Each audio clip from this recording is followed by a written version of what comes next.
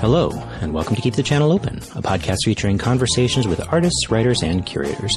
My name is Mike Sakasagawa, and this is episode 92. Today's guest is Ashley Stohl.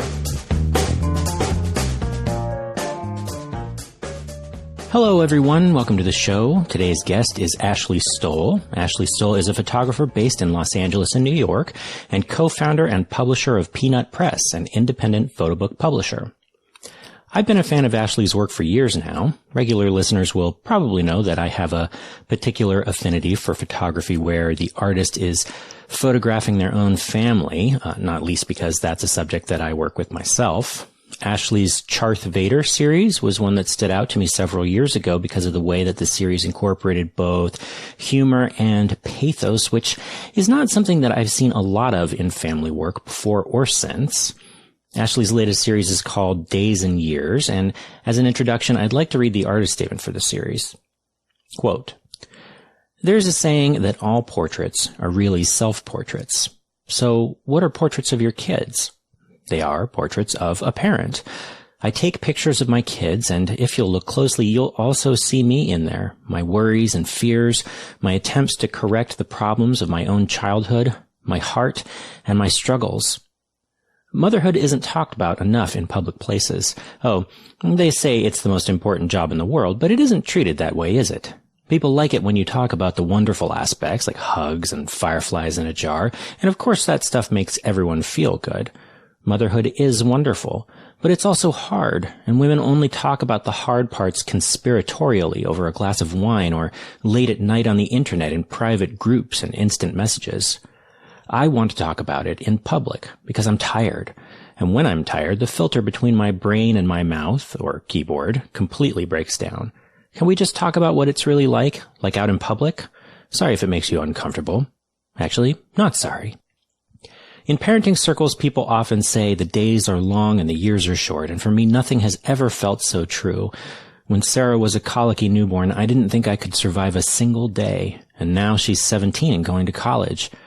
Where did it go, all that time when the clock moved so slowly? Well, some of it is in these pictures, the good, the bad, and the ugly. The days I was my best, and the days I was not, and the same for my kids. It's all there in our memories and in these pictures, the days and years." Unquote. I think anybody who has kids can relate to the emotions that Ashley is describing in her statement, and which I find very present in her images. That feeling of time passing, of ephemerality. I put a link in the show notes to the image gallery on Ashley's website, and if you're not already familiar with her work, I do recommend pausing the show and taking some time to look at the pictures beforehand. One more thing before we start, Ashley also has turned this series into a photo book, which is currently available via Peanut Press. I put a link in the show notes for that as well, so do pick up a copy. All right, let's get to it. Here's my conversation with Ashley Stohl.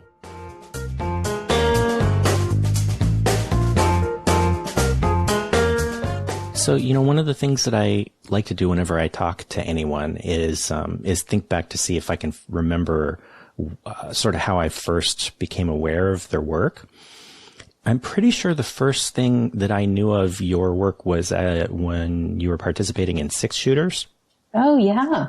Yeah. That was a while ago. It was, I found that because, funny enough, we were just before the show talking about Medium, that I had met Aline through Medium, and then I sort of, through her work and through meeting her, found 6-shooters and then found a whole bunch of other people whose work I was really interested in. Oh, that's great. Then it did its job. Yeah. But that was a project that I've always thought was really interesting, this whole idea of a photographic conversation. And if it's okay, like if you, I mean, I know it was a while ago, but, I was sort of wondering if we could talk about that just real quick.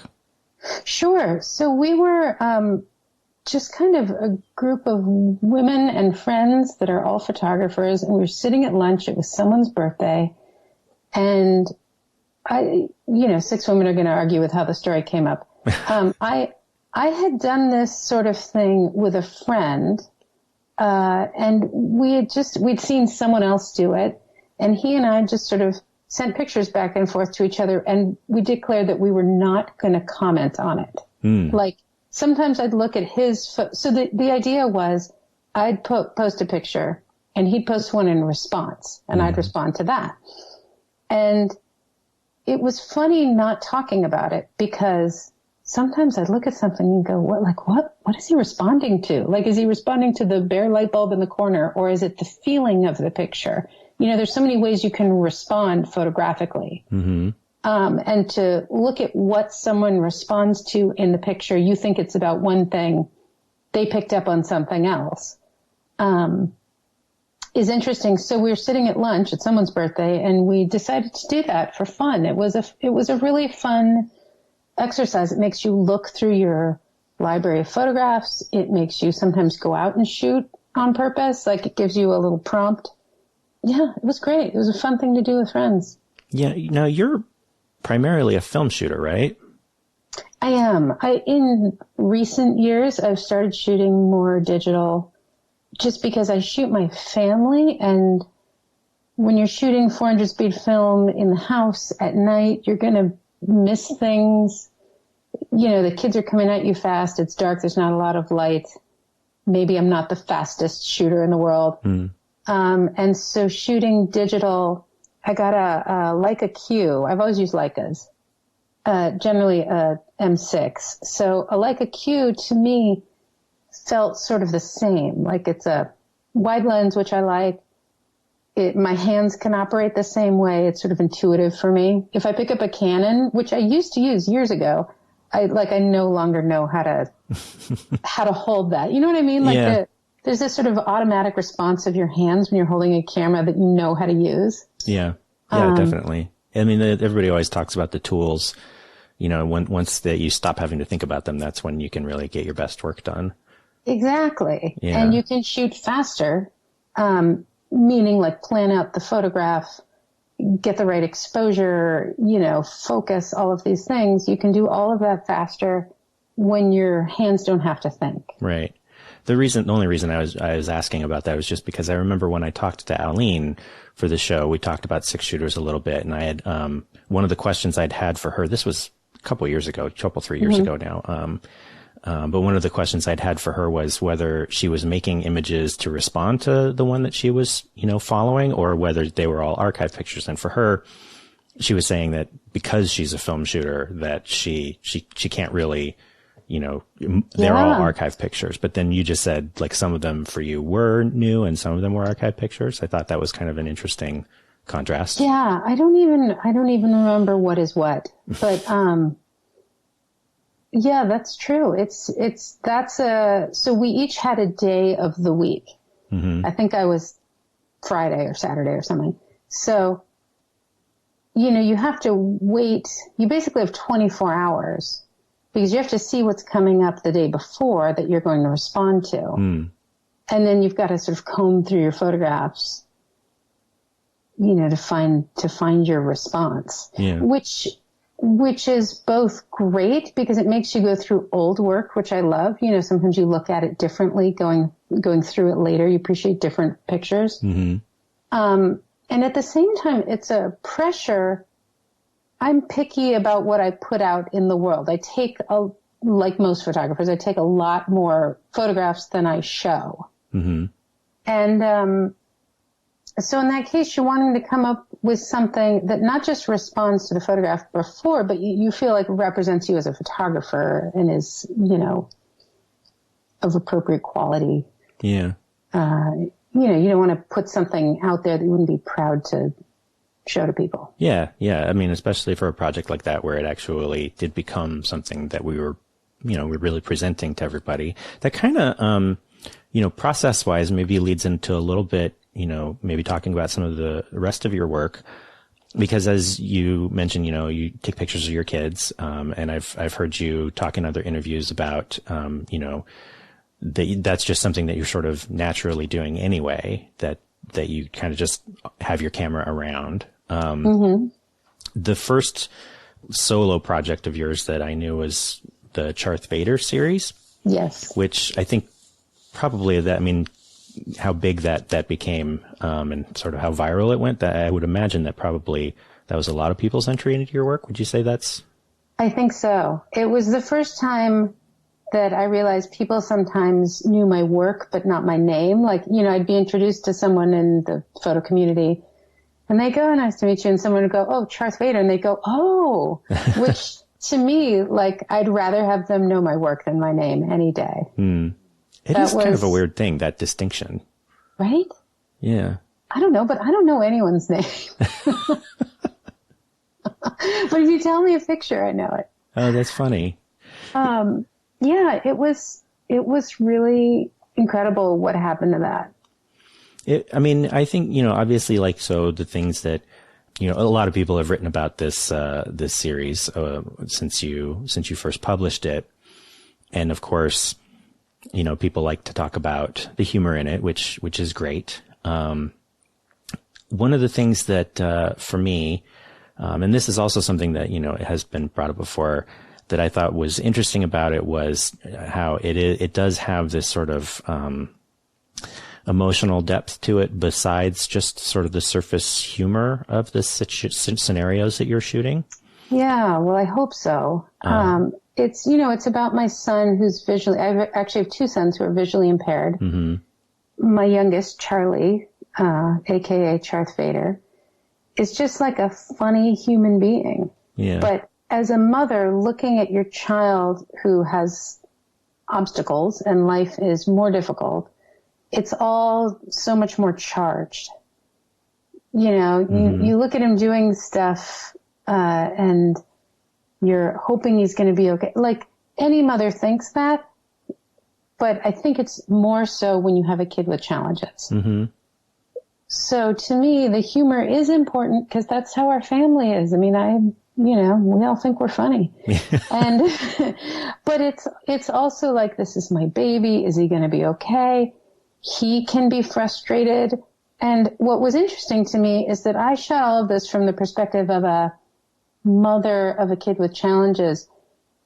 What's interesting to me is how many people responded to it, just in terms of like being a child. Like, we all remember being frustrated and feeling out of control in our lives. And, you're going somewhere in the backseat of the car. You don't know where you're going. You're bored. You're whatever. You're mad. And I think when we portray kids, we don't talk about those things enough. Like, childhood gets sort of idealized. Mm-hmm. And I think we have to recognize that kids have, you've got kids, like, kids have anger, kids have frustration, like, they also have joy and humor and all of those things, but it's not bad to talk about the angry, frustrated parts. No. And I do, it's interesting because, this is something that you've talked about, in a lot of interviews, and it's even in some of your artist statements for, Darth Vader and for the Days and Years products is sort of how people don't talk a lot about the difficult parts of parenthood. What I think is sort of interesting here is that, exactly as you say, a lot of people who take pictures of children especially have this way of idealizing the experience. People don't often talk about the fact, I find even a lot of other parents don't really fully reckon with the fact that their kids are actual full people with, right, a completely just as rich and deep and complex and emotional landscape as adults have. They just don't have the same vocabulary that we do. Well, also, when you have kids with special needs, I've in a way, I've had to talk about it because I don't want you to look at my kid and think he's odd or whatever, because he's not making great eye contact because he can't really see your eyes that well. Mm-hmm. Or whatever. It's kind of a defense mechanism, and also a little bit of my personality is just to like say the thing mm-hmm. that no one wants to say. Yeah. So, raising these kids, my tactic, and some people go the other way. Some people don't want to talk about their kids' challenges, and I respect that. You get through it however you can. But for me, it's been easier to lay it out there. These are our challenges. So people can understand, they know how to interpret my kids, mm-hmm. which makes them sound weirder than they are. I mean, they're really just kids, but it's amazing how much really mothers can judge kids who seem a little different. Mm-hmm. So it's out of wanting to protect them from that. Yeah. And also just very little filter. So, one of the things that another thing, I don't know if I don't expect my guests to like have researched me or anything, but as a photographer myself and someone who, I also photograph my family and primarily my kids. And so it's something I think about a lot in other people's work is how other people do it. Yes. So I've seen a lot of different kinds of family oriented fine art photography. Right. Over the years, what I've noticed is, I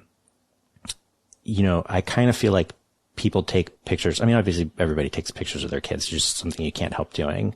Mm-hmm. But like, there's something about your photographs, and I want to try to say this in a way that is what I mean, but like doesn't necessarily, like I don't want to disparage anybody else's work, and I definitely don't want to like stereotype people. Okay.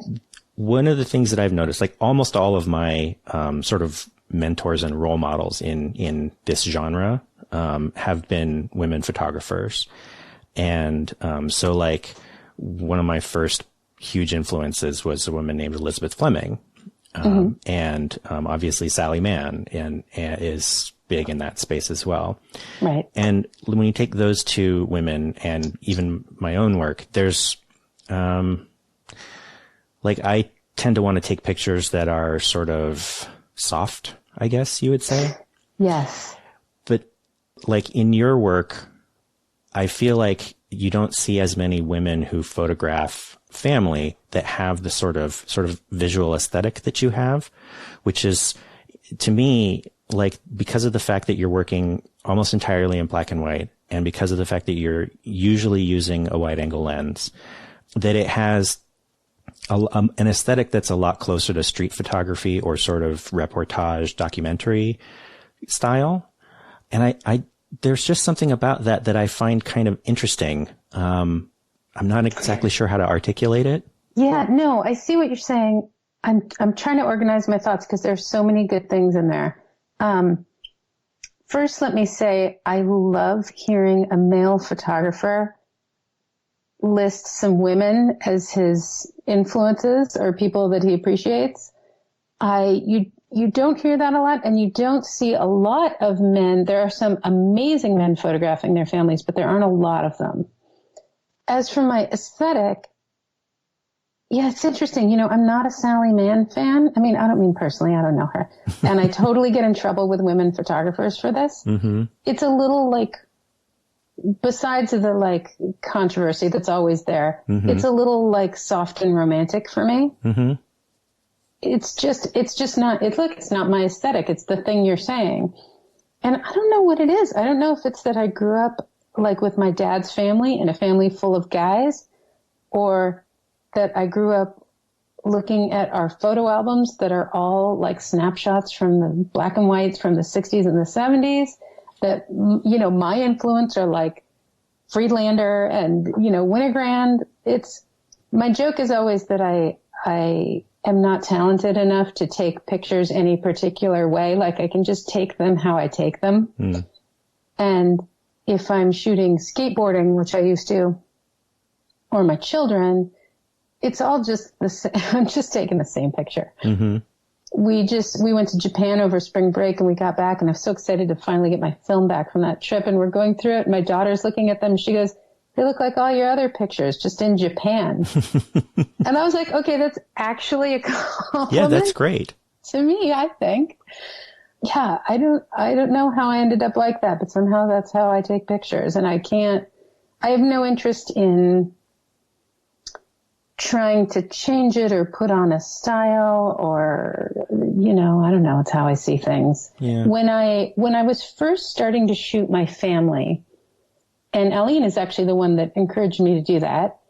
Let's see. I was trying to figure out how to do it and what I was trying to say. The start of it was sort of this idea called what do you do all day? Which someone had said to me with disdain as a stay-at-home mom. And the truth is, it's a hard question to answer. And I started looking at, I don't know, I was in a Stephen Shore mode at the time, and he had something that he did with a friend where he photographed his friend like every half hour for 24 hours or something like that. And I thought it was hilarious. So I was like, all right, you want to know what I do all day? Let's see. And I took a little Contax film camera with me everywhere, set a timer on my phone, and took a picture every, 30 minutes or something. So that was if I show that to you, it's less me than all the stuff you're seeing, because it was sort of influenced by another photographer. But it got me going. Now, in the end, I didn't go with what I was shooting there, because you're not always in front of, like, I like an individual photograph that stands alone. So when you're sitting at lunch, like, yeah, you can photograph your food or who you're sitting with. There's not always an amazing photograph sitting there, that you can compose properly. So that's a more sort of conceptual project that is valid in its own right, I guess. But for me, I wanted, and that was kind of the thing with Charles Vader, I wanted every photograph to be a photograph I was proud of. That was my first book, the first thing I really put out in the world. And I had this thing like, would I be proud to show any one of these photographs to a photographer that I respected? And sort of that's where I went back to with this, what do you do all day, sort of robotically snapping a picture of whatever was in front of me. As a grid, they look really cool. But I wanted pictures to stand alone. But it got me going. It got me photographing what I was doing and who I was with and all of that, which led into, okay, now I can see how I could take my kind of pictures of what I do all day. Yeah. There's like 10 things that I sort of thought, oh, that's interesting. Like, in what you were just saying, I mean, among them, something to me that I always, and I'm sure, as you know, like photographers love to argue about stuff.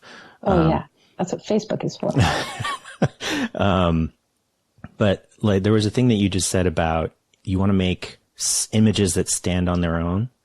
Yeah. Which I find a really interesting sort of proposition, especially considering that like you're also someone who's very interested in books. And so like one of the things about the book format, obviously, is that it is like something that, really every image isn't just itself. It's part of a bigger whole. You know what I mean? Yes, I do. But I am not a fan of filler. So when I was first working on Darth Vader, I got David Carroll to help me. And this is how we ended up creating Peanut Press. Is like, I'm sort of self-publishing this book, and we're like, let's make a name. Sounds like a business, Peanut Press. Okay. We went, do you know Red Hook Editions? So they were doing, Jason Ashkenazi was doing a sort of round table crit thing for a book they were publishing. What book was it? We All We Got. Okay.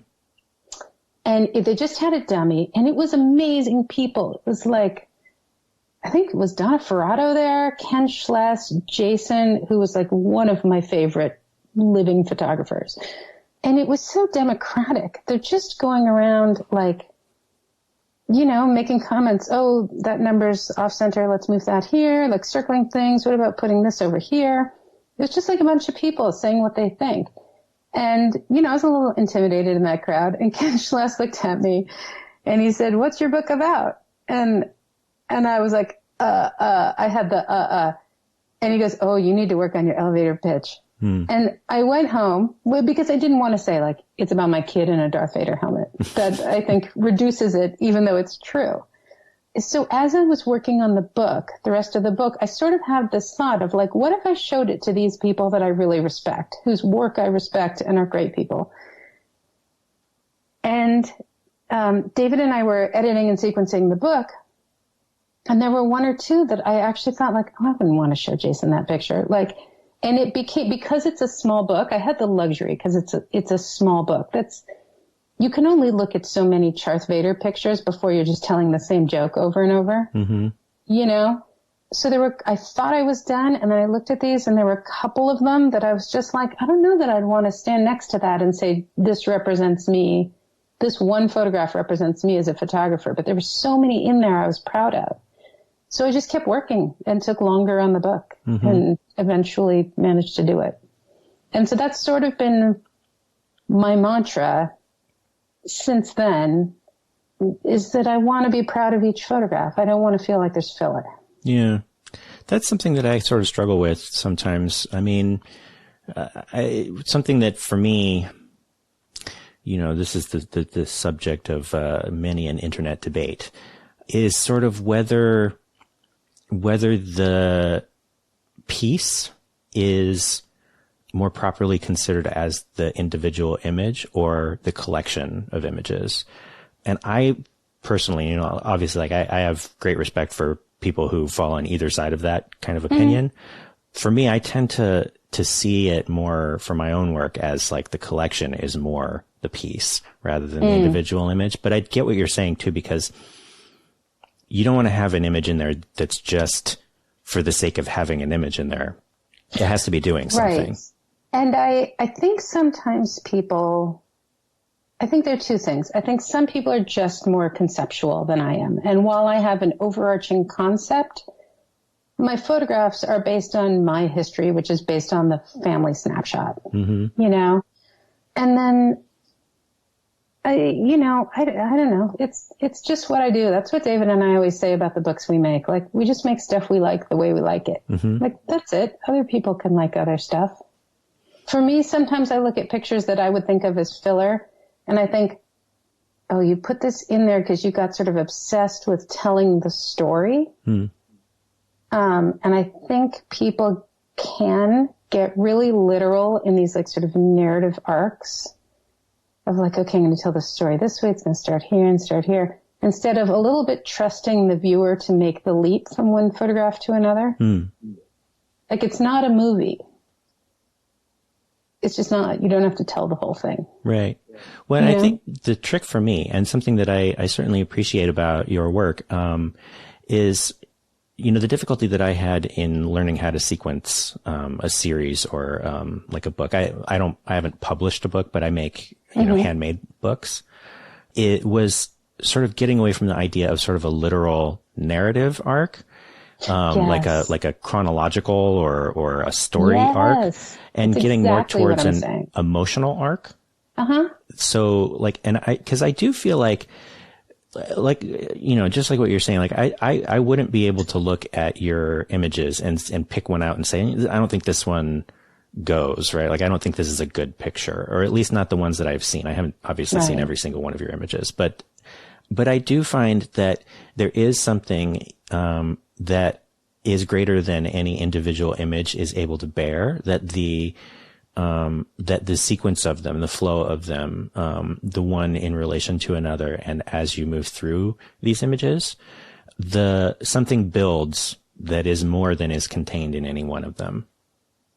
Yes. Yeah. I think you can do both. I think any photographer can aspire to both. I think if you don't have sort of a greater story, maybe you don't have a book. So you know what I mean? Like, they should add up to more than the sum of the parts. Yeah.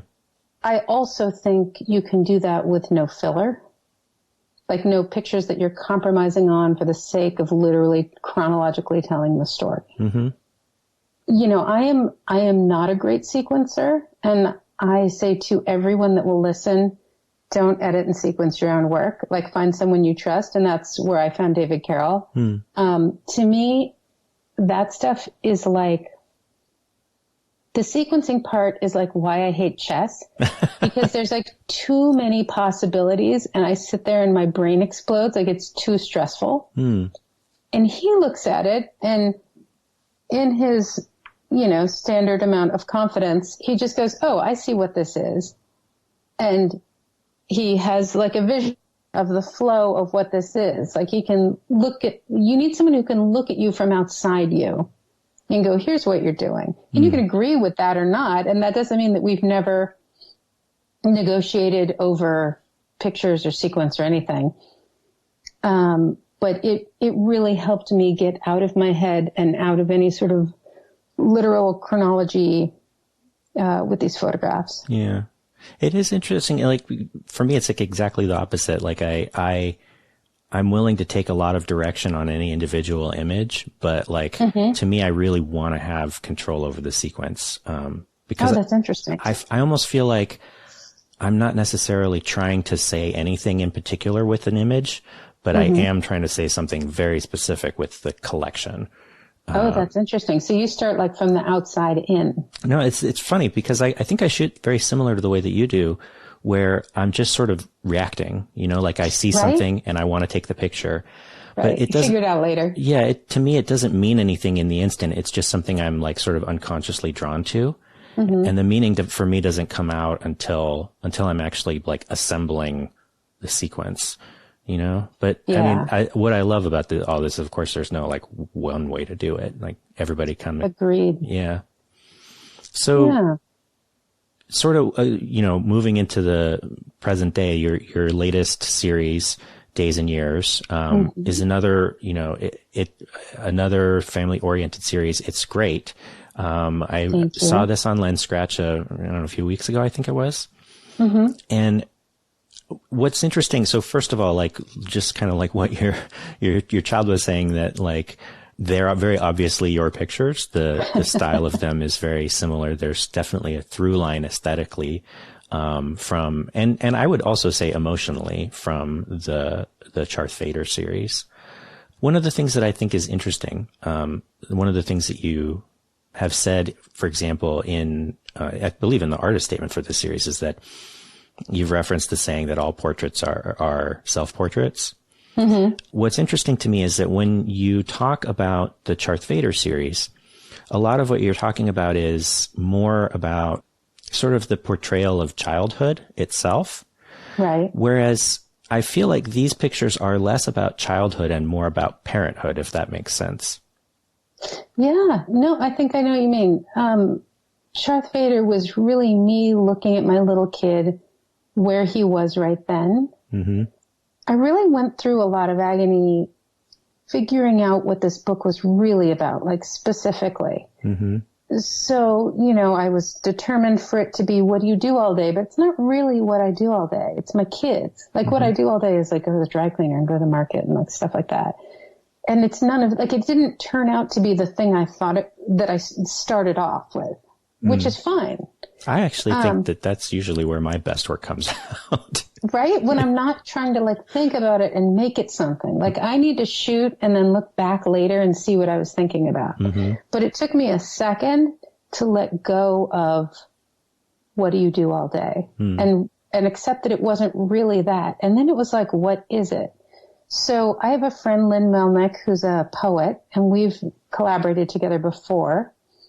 And she is also a mom, and we know each other's kids, and we are close friends, but also both in creative and very similar fields. It seems like the poetry world is really similar to the photo world. Yeah, I found that. Yeah. And so we talk about, our work and our overlap. So there's one time that she came over and I just spread out like on every surface pictures of the kids, these pictures that I wanted to be in there as I was narrowing them down. And we were talking, and at some point she said, it's not really what do you do all day. It's more, the days are long, the years are short. She sort of rattled it off and it stuck in my head. And it really cemented for me. That's what this is. It's the passage of time. So it's all the same stuff we do. Take a family picture. It's me on spring break going, okay, guys, stand right there. Or whatever, again, it's the same picture over and over, but it's, over the years. And especially this is coming out now as my oldest is about to go to college. There's something in it for me. It's like the end of one era of our family of having all three kids home. It feels like the right time to put this together. Yeah. I think one of the things that really resonated with me about this series is that like my own family work is very much about the sort of mixed emotions of parenting. It was something that actually Aline kind of helped me with, but it took me when I first started shooting this series, it took me about like, I think 6 or 7 years to finish the series that I had. And when I started, I thought that the point of the pictures was to portray something about the lives of my children. And she was the one that really helped me figure out that no, it's actually, I'm trying to portray something about my own experience as a parent. Yeah. I think there's no way we can photograph our children without photographing how we feel about our children. Yeah, exactly. And it's a weird thing because, like, you know, in the moment you might be like just deliriously happy, or you might be, you know, like the kind of thing where it's like your kids are setting your teeth on edge and you kind of want to strangle them. Right. But like for me, no matter what, you know, where on that spectrum of emotion I am, there's always this little piece in the back of my mind that's like, this is going to be over so soon. Right? Yeah. Oh, I just wait till someone goes to college. I'm feeling every second of this summer. Yeah. It's crazy. It starts going so fast. So as much as, you know, when they're young, you're tired, you think, how can you get through this next week? You know, once they're 17, 18, you're thinking, oh, it's almost August. Like, you know, then we're going to take her to school. It's nuts. Yeah. Now, so like another thing, you know, in this series, in the artist statement, you know, one of the things you're talking about is how, and I think this is both whether family, especially when photographed by women, is considered by the art world to be an acceptable, appropriate topic of art, but then also how our society just culturally in general doesn't value the contributions of women in general, but especially of mothers.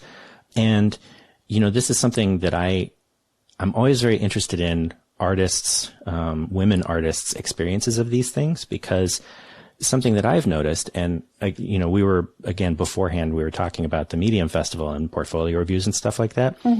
Lately, when I do portfolio reviews, it's kind of always been this way, but especially lately, when I do a portfolio review and I show my family work, I get a really strong response from, especially from women, I've noticed, and not as much from men, but, of like, wow, it's so refreshing to see a man, you know, doing sort of tender images of his family and thinking about these things, and what a great dad you must be. And it's like when you go to the grocery store, like if I go to the grocery store and I've got like 2 of my kids with me, not even just all 3, somebody almost invariably, like some old woman will stop me and say like, oh, what a great guy. Like, look at you, dad, like doing your thing. And like, I, so far, none of the women that I've talked to who make work about family have ever said they get anything like that. And they always get exactly the opposite. But I just wanted to see, like, I wanted to see where you were on that. Yes. Where to begin? Well, for one thing, I have literally never been congratulated for taking my kids to the market. Yeah. No, I think there is a thing in our society where men get congratulated for participating and women are expected to. Right. I think on top of that, in photography, which was sort of started by white men. So the topics that were important to those men become the topics that are considered important, hard-hitting, gritty, whatever. And that's all great, but photographing your family and personal work has never been part of that. You know, like off the top of my head, I think of like conflict photography and sort of, you know, like social documentary and photographing this sort of colonial idea of like photographing other cultures or other, you know, people. And I think I'm completely generalizing. Women and people who identify as think differently and are thinking about more personal work. I love personal work because I'm basically kind of nosy. And if you let me, I will ask you a million questions about you and find out your life story. If you take the pictures, you've just done the work for me. So I love seeing people tell me about their lives, especially when they're different than mine. So it's a thing for me, you know, Robert Frank photographed his kids. Lee Friedlander has a massive book about his family. No one calls either of them a momtographer. Right. You have to know this word is like, I have such a problem with it because it's so dismissive. Yeah, it's so dismissive. Like, no one means it as a compliment. Like, it doesn't say, you know, your work has a lot of, you know, it's really important and it's changing the world, whatever. It's so dismissive. And so my book is called The Days and Years, and I started this Instagram called The Days and Years Project, where I'm trying to give a voice to people who photograph their kids, anyone who photographs their kids. And the idea is that there's some really amazing, beautiful, heavy-duty, serious photography that can be about children. That's a legitimate topic. I can't tell you how much it gets dismissed. I just think, you know, if art is supposed to be about life and about the experiences of life and connecting and things like that, if it's a conversation, like, why wouldn't the most important, you know, family is one of the most important parts of any of our lives. So why would that be off limits as a subject of art? Absolutely. And if you don't have kids, show me your friends, show me you, show me what you do. Like, I'm so interested in people and their actual lives. And I think if we shared that more, we'd all be better off. Mm-hmm. I mean, look, I made a book about my visually impaired kids, and a lot of people related to it who don't have a visually impaired kid. You know, there's like, in this political climate, I think it's nice to find things that we agree on, that we have in common, that we can relate to about each other's lives, especially when you see something you relate to in someone whose life is so different than yours. Yeah. Yeah. I don't know. In a sort of unicorns and rainbows ways, that's my, like, you know, maybe we'd all be better. Maybe like that could change the world more than pictures of gore. Yeah. Yeah. I mean, that's important too. Well, yeah. I don't know. Sometimes I wonder whether or not art can change the world, but in my good moments, I hope it can. Okay, but look, I was talking to my daughter, actually listening to one of your podcasts yesterday. Got my daughter and I talking about Jacob Riis and Louis Hine. That changed the world. Yeah.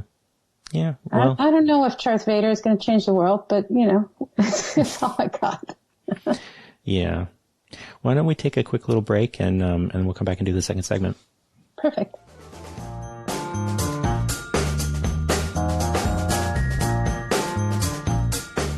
Okay, so for the second segment, I always invite the guest to bring a topic of their own, which could be anything you'd like to talk about, whatever happens to be on your mind. So what would you like to talk about today? Why don't we talk about the very controversial New York versus LA? Are you ready for it? Well, you know, it's I am, and I'm not. I find these things can get a little spicy sometimes. I like spicy. Yeah. I just got back from spending time with some of my college friends, one of whom is a native of Brooklyn, New York.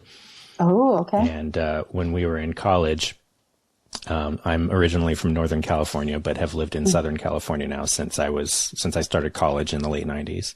Mm-hmm. And the two of us would mix it up from time to time in this sort of coastal rivalry stuff. But I'm interested to hear what your thoughts on this. Well, I was raised by my grandparents, who are both from Brooklyn. But I was raised by them in Los Angeles. They left Brooklyn in the 40s and never looked back. They maybe went back once or twice for like a wedding or something. They came out here and built a house with a pool and lived a California life and loved it. You know, but their lives in New York were obviously hard. But I grew up, you know, as an LA girl, but with my grandfather talking funny, like a New Yorker. We'd always argue about human. I'd be like, say Human. He'd go, human. No, it's not how you say it. But then as, you know, in college, I went to New York. As an adult, I've gone to New York. And I go there and there's some vibe there that feels familiar to me and feels right. I just love it. Mm. We live in Los Angeles. I have a little tiny place in New York because I'm there so much. I call it my closet. And I love them both. Like when I'm come home from New York, I'm happy to be in LA and have, a lemon tree and let the dog out.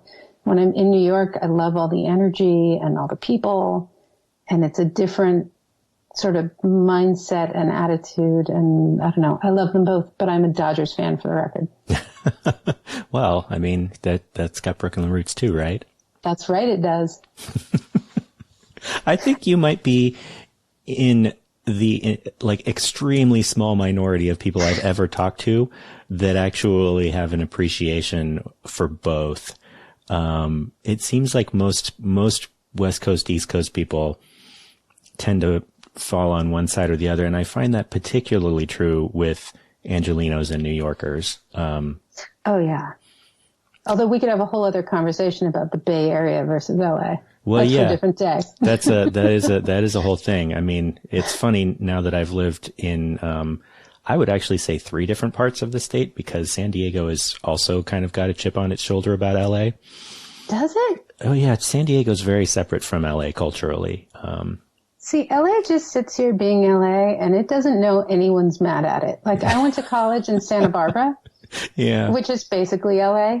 And all these people from the Bay Area came there. And I had no idea that they had grown up being groomed to hate LA. Hmm.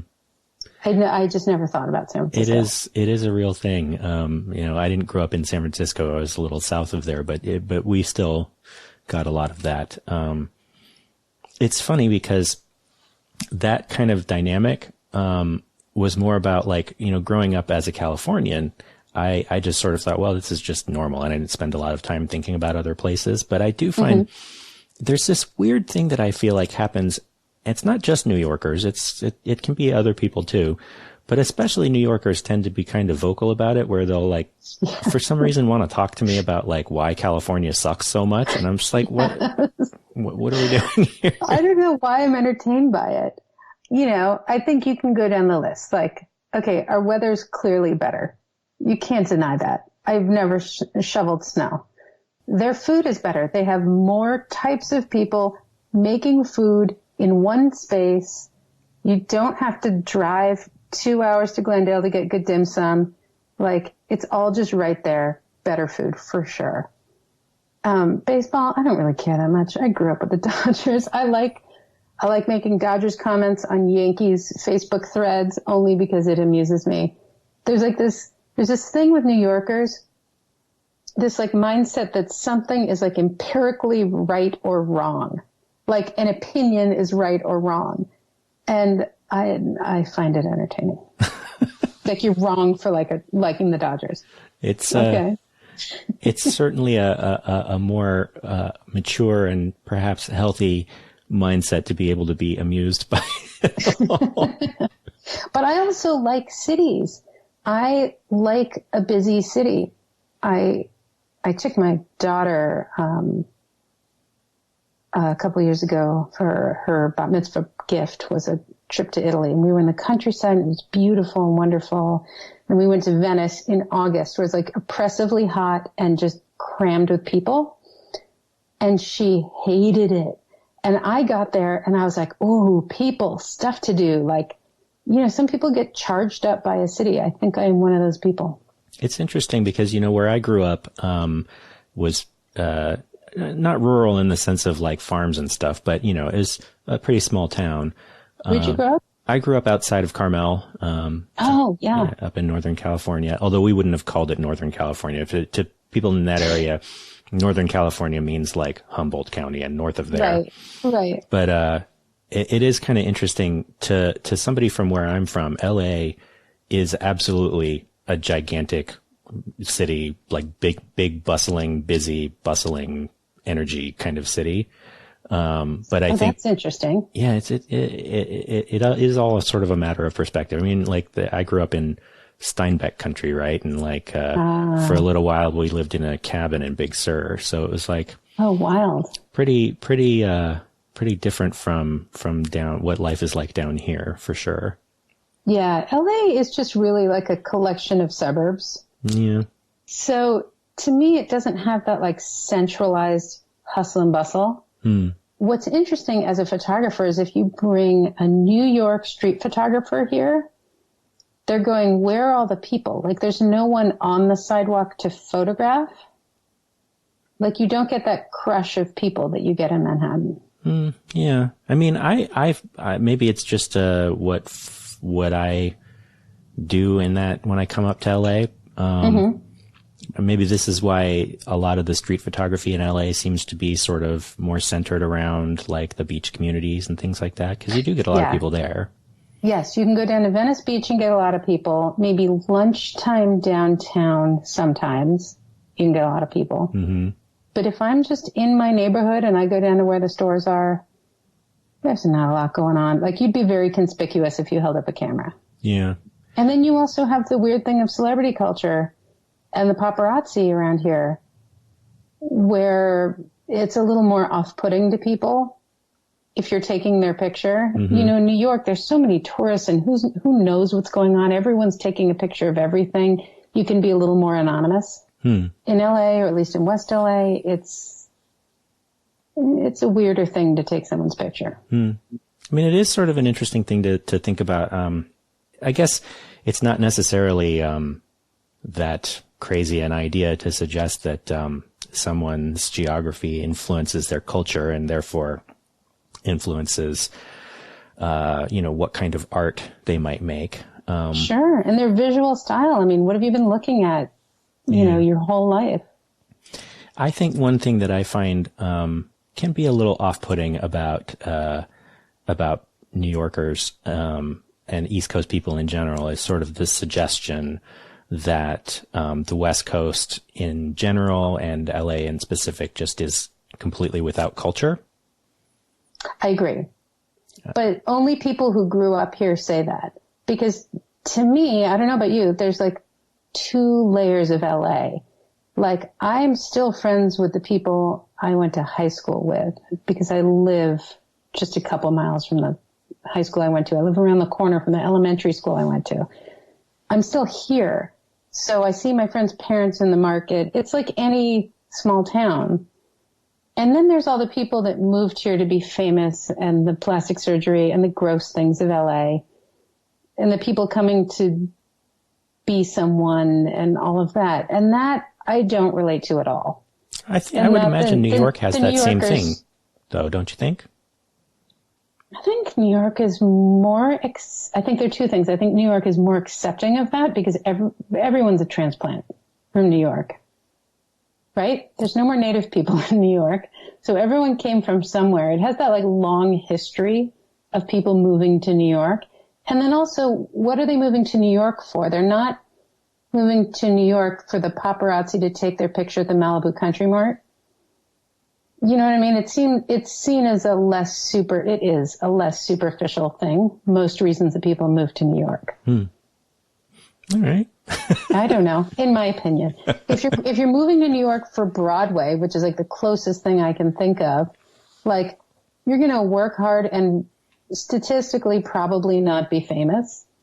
So you're going there because you want to do, such a long history of the arts in New York. Like you're going there because you really want to do this, which I respect more than anything. I respect for someone who acts. It's just the people that come to LA, I swear, I think there's a layer that just want to be famous. Yeah, that's a good point. I mean, there is sort of a difference between people who want to be in film and television because they enjoy the craft of it and people who are doing it because they want the exposure. So, yeah, okay. Yeah, and you meet people in the industry and in my head, there becomes a difference between people who, no matter how famous they are, really see acting as their job and they are a fully realized human being and that's their job. And then there are people who spend their full time being a persona. And that's just not something I have time for. So I'm with the New York camp on this. Okay. But that said, look, I love where I grew up. It's sunny. It's near the beach. I have my supermarket. I have my, my routines and it's beautiful. Well, and we know how to say human correctly. Oh, I'm kind of wondering which, like how many of my listeners will remain unoffended by this part of the conversation.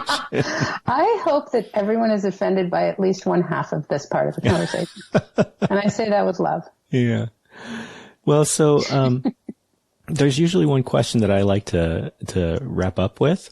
And that is, if there's a piece of art or literature or just creativity in any form that you've experienced recently that meant something to you. Oh. Okay.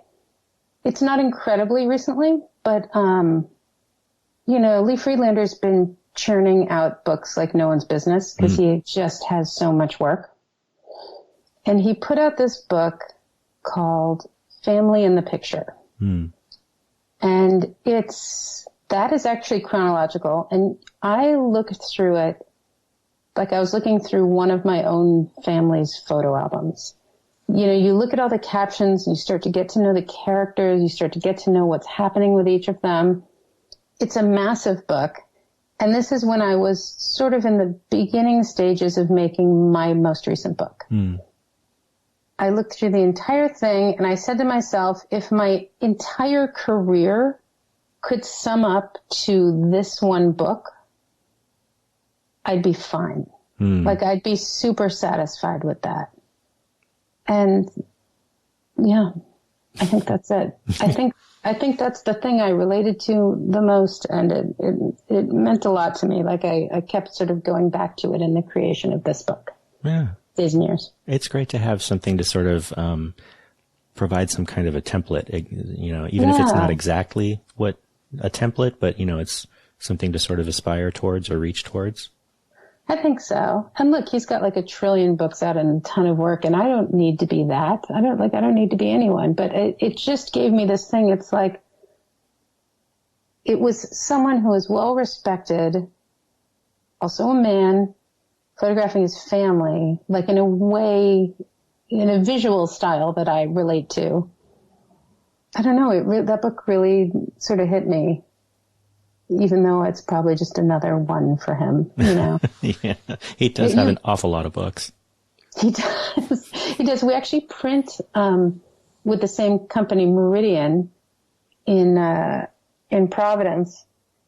And I keep telling the guys at Meridian, like, my goal is to schedule to print a book at the same time as him so we can just hang out in the conference room, which I don't think will ever happen, but that is my low-key stalking of Lee Friedlander. All right.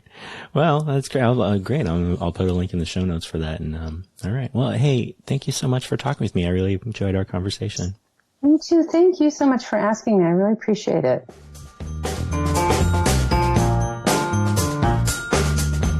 Okay, once again, Ashley's latest photo book is called Days and Years, and it is available now from Peanut Press.